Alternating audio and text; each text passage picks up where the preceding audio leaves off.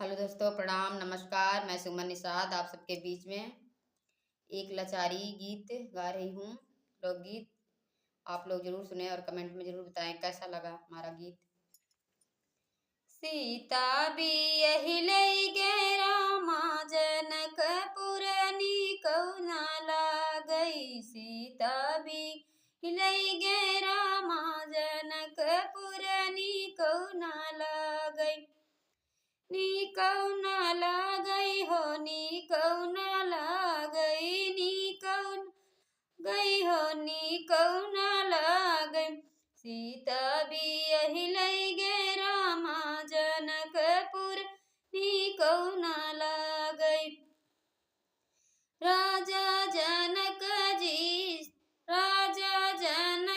सोने खंबा गड़ावई। राजा नक सोने खंबा गड़ावई।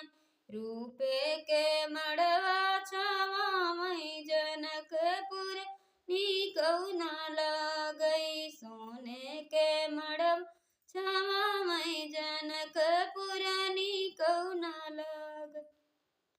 सीता बियहिलै गे रामा जनकपुर नीकौना लागै। नीकौना लागै हो नीकौना लागै। गई हो नीकौना लागै। सीता बियहिलै गे रामा जनकपुर नीकौना लागै। राजा जनक सोने कलसा सजावई। राजा जनक सोने कलसा भरावई। रूपे के दियना जलावई। जनकपुर नीकौना लागै।